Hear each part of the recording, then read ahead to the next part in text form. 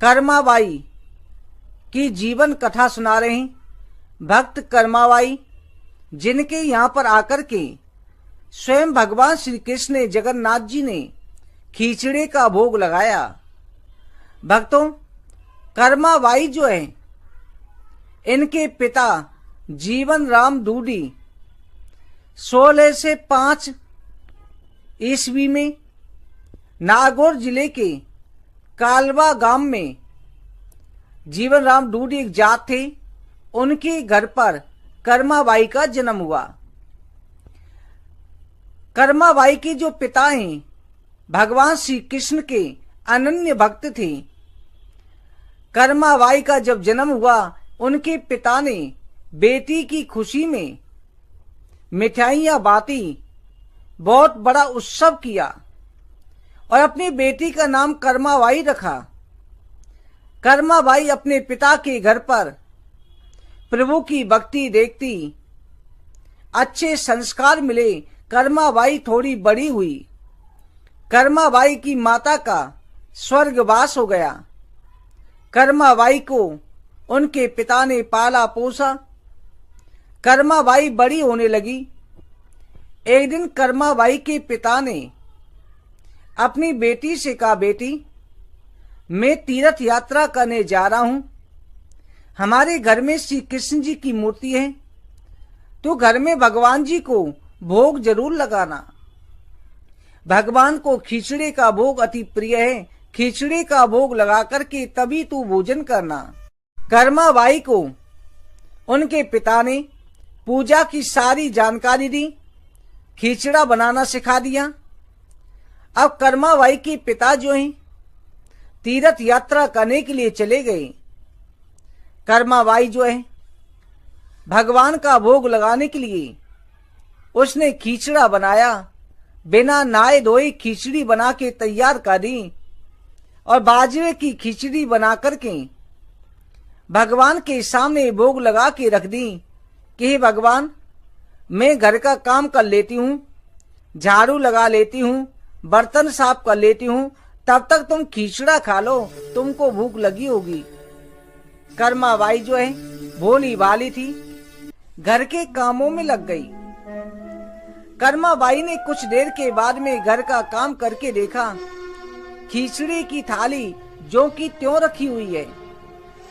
कर्माबाई ने कहा, भगवान, लगता है कि आपको इसमें गुड़ और घी कम लग रहा है। मेरे पिता आपको ज्यादा खिलाते होंगे, इसलिए मेरे पिताजी के हाथ से आप भोग लगाते हैं। थोड़ा रुकिए, मैं इसमें और डाल देती हूँ। कर्माबाई ने गुड़ और घी खिचड़ी में डाल दिया। कर्माबाई घर के और काम करने लग गई। फिर आकर के देखा दोपहर का समय हो गया है, खिचड़ी की थाली जो की त्यों रखी हुई है। अभी चाहिए कर्माबाई ने देखा तो कहा कि भगवान, इसमें गुड़ और मीठा और डाल देती हूँ। उसने और डाल दिया। फिर नहाने के लिए चली गई। नहा कर के आई, देखा थाली जो की त्यों रखी हुई है। कर्माबाई ने कहा, भगवान, मेरे पिताजी के हाथ से आपको खाना अच्छा लगता है। लगता है मेरे हाथ का भोजन आपको अच्छा नहीं लगा, परंतु आप इसे खा लें। मेरे पिताजी तीर्थ यात्रा पर गए हैं, कई दिनों में आएंगे, तब तक आप कमजोर हो जाएंगे और पिताजी मुझे डांटेंगे। आप भोग नहीं लगाओगे तो मैं भी नहीं खाऊंगी। अब कर्माबाई जो है भक्तों, रूठ करके घर में बैठ गई। सुबह से शाम हो गई, ना भगवान ने भोजन किया और ना ही कर्माबाई ने किया। कर्माबाई की जिद के सामने भगवान भी हार गए और मूर्ति में से आवाज आई कि कर्मा, तूने पर्दा तो लगाया ही नहीं है, मैं भोग कैसे खाऊं, खिचड़ी कैसे खाऊं। कर्माबाई ने कहा, भगवान, अगर आपको ऐसी बात थी तो पहले क्यों नहीं बोला। छोटी सी बात के लिए आप इतने नाराज हो गए हो। कर्माबाई ने चुन्नी ली, भोग लगाया, पर्दा किया और भगवान ने खिचड़े की थाली का भोग खा लिया। पूरी थाली खा गई। अब कर्माबाई ने भी भोजन किया। अब रोजाना कर्माबाई खिचड़ा बनाती और भगवान को खिलाती और भगवान जो प्रसन्न होके खा लेते और कर्माबाई भी खाती। भक्तों, ऐसे ही चलता रहा। कई दिन बीत गए। कई दिनों के बाद में कर्माबाई के पिता जब तीर्थ यात्रा से आए और उन्होंने आकर के देखा कि घर में गुड़ और घी खत्म हो गया है। कर्माबाई से कहा कि बेटा, गुड़ और घी कहाँ गया, किसने खाया है? कर्माबाई ने कहा, पिताजी, भगवान जी सारा गुड़ और घी खा गए हैं। इनको बहुत गुड़ और घी खाने की आदत पड़ी हुई है, ये रूठ करके बैठ जाते हैं। पिता ने कहा, बेटा झूठ मत बोलो, सच बताओ, घी और गुड़ किसने खाया है? मैं तुम्हें कुछ नहीं कहूंगा। अब कर्माबाई ने सारी बात बता दी कि मैंने इतनी बार गुड़ घी डाला, तब जाकर के भगवान ने खाया। अब ये रोज खाते हैं। कर्माबाई के पिता भगवान के अनन्य भक्त थे। उन्हें कर्माबाई की भक्ति समझते हुए देर नहीं लगी। कहा कि बेटा, मेरी भक्ति से भगवान प्रसन्न हुए, तेरी भक्ति प्रभु को पसंद आई है, आज से तू ही भगवान की सेवा कर। अब कर्माबाई जो है रोजाना बिना नहाए धोए खिचड़ी बनाती, भगवान को भोग लगाती, भगवान को खिलाती, उसके बाद में नहा के स्वयं खाती। इसी तरह से चलता रहा। दिन बीतते गए, कर्माबाई जवान हो गई। अब कर्माबाई के पिता एक दिन स्वर्गवासी हो गए। कर्माबाई ने पिता के गुजर जाने के बाद, क्योंकि माँ तो पहले से ही नहीं थी और भाई कोई था नहीं, कृष्ण जी की मूर्ति ली और तीर्थ यात्रा करने के लिए चल पड़ी। तीर्थ यात्राएं करती हुई जगन्नाथपुरी पहुंच गई। जगन्नाथपुरी में पहुंच करके कर्माबाई ने जो है वहीं पर रहने का विचार किया। कर्माबाई ने जगन्नाथपुरी में एक छोटी सी कुटिया बनाई, झोपड़ी डाली और वहीं पर रहने लगी। अब खिचड़े का, बाजरे का खिचड़ा बनाती, भगवान को भोग लगाती। कर्माबाई की खिचड़े की खुशबू जगन्नाथ जी तक पहुंची। अब जगन्नाथ जी एक बालक का रूप बना करके कर्माबाई के पास आए। बोले, माँ, मुझे बहुत भूख लगी है, मुझे खाने को कुछ मिलेगा? कर्माबाई ने कहा, बेटा थोड़ा रुक जा, अभी मैंने भगवान को भोग लगाया है, तू भी खा ले। भगवान को भोग लगा के उस बच्चे को दिया। बालक ने कहा, माँ, खिचड़ा तो बहुत स्वादिष्ट है, क्या मैं रोज आ जाया करूं? कर्माबाई ने कहा, हाँ बेटा, रोज आ जाया कर। तो जगन्नाथ जी बालक के रूप में रोज जाते, खिचड़ा खाते और आकर के चले आते। इस तरह से ही चलता रहा। कर्माबाई की हाथ का खिचड़ा खाते हुए जगन्नाथ जी खुश रहने लगी। कर्माबाई भी प्रभु की भक्ति वहीं करने लगी। एक दिन एक साधु महाराज वहां होकर के जा रहे थे।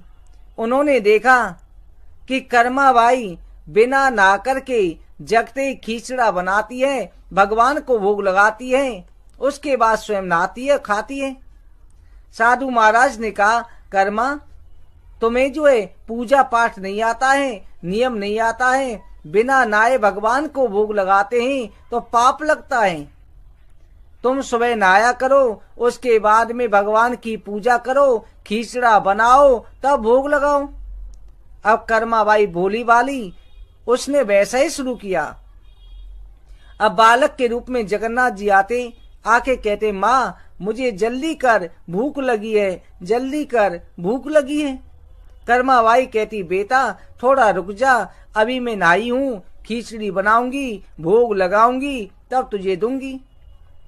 अब इससे लेट हो जाती। अब कर्माबाई जैसे ही भोग देती, उसी समय वो बालक जल्दी जल्दी खाता और बिना हाथ धोए जल्दी भागता, क्योंकि मंदिर का समय हो जाता था। अब पुजारी ने देखा कि भगवान के मुंह पर रोज खिचड़ा लगा होता है, ये खिचड़ी कौन खिलाता है? और मंदिर बंद होता है, बंद मंदिर में कौन भोग लगाएगा? पुजारी भगवान का अनन्य भक्त था। रोज चिंता में रहने लगा, प्रभु की क्या लीला है, आज किसकी सेवा ले रहे हैं, कौन ऐसा भक्त है जो भगवान को सुबह सुबह खिचड़ी खिला देता है। एक दिन भगवान ने जो है स्वप्न में पुजारी जी से कहा, पुजारी जी मेरी एक अनन्य भक्त है कर्माबाई, वो यहीं पर रहती है। एक साधु महाराज ने उन्हें जाकर के नियम सिखा दिया है, अब वो नहाने के बाद भोग लगाती है, इसलिए मुझे बहुत भूख लगती है, जल्दी जल्दी खा कर के आता हूँ। पहले तो वो बिना नहाए भोग लगा देती थी तो मुझे आनंद आता था। अब पुजारी जी ने सुबह जगते ही उस साधु को ढूंढा और साधु को ढूंढने में समय नहीं लगा। साधु से कहा, साधु महाराज आपने कर्माबाई को क्या कह दिया है, हमारे ठाकुर जी बहुत दुखी हैं, कहते हैं कि मुझे भूख लगती है और वो नहाने में समय लगता है तो मुझे बहुत भूख लगती है। अब साधु महाराज घबरा गए और कर्माबाई के पास दौड़ कर के गए और जाकर के पैरों में गिर पड़े। बोले कि माँ जैसे पहले भोग लगाती थी वैसे ही भोग लगाया कर, भगवान को वैसे ही प्रिय है। अब कर्माबाई पहले की तरह भगवान को भोग लगाने लगी। इस तरह से समय निकलता गया। कर्माबाई का अंत समय आया। कर्माबाई ने शरीर को त्याग दिया और कर्माबाई जो है भगवान के लोक को चली गई, भगवान में लीन हो गई। इधर जो है जब कर्माबाई ने शरीर त्यागा, जगन्नाथ जी की आंखों से आंसू निकलने लगे, जगन्नाथ जी रोने लगे। पुजारी ने यह देखा, वहां के राजा को बताया, राजा और सभी भक्त मंडली इकट्ठी हो गई कि आज जगन्नाथ जी को क्या दुख हो गया है, जगत के पालनहार को क्या दुख है, जो जगत के पालनहार रो रहे हैं। उसी रात को भगवान ने पुजारी को, राजा को स्वप्न दिया कि मेरी कर्माबाई इस लोक को छोड़कर के परलोक चली गई है। मेरी माँ बहुत अच्छा खिचड़ा बनाती थी, बड़ा ही स्वादिष्ट होता था, अब मुझे खिचड़ी कौन खिलाएगा। सुबह जगते ही राजा ने सभी साधु संतों को, पुजारियों को बुलाया, उनसे परामर्श किया और ऐलान किया कि आज से रोज ठाकुर जी को खिचड़ी का भोग लगेगा और कर्माबाई के नाम से लगेगा, जिससे ठाकुर जी को कभी अपनी माँ कर्माबाई की याद ना आए, उनकी कमी महसूस ना हो। उस दिन से भक्तजनों जगन्नाथ जी को आज भी सुबह खिचड़ी का भोग लगता है, कर्माबाई के नाम से लगता है। सैकड़ों वर्ष हो गए, आज भी वो परंपरा चली आ रही है। बिना खिचड़ी के भोग के ठाकुर जी का और कोई 56 भोग भी नहीं लगता। उसके बाद 56 भोग लगते हैं, पहले खिचड़ी का ही भोग लगेगा। भक्तों, भगवान भक्ति से प्रसन्न होते हैं, नियम से नहीं। प्रभु को भक्ति प्रिय है। भगवान की कथा श्रवण करने से ठाकुर जी प्रसन्न हो जाते हैं।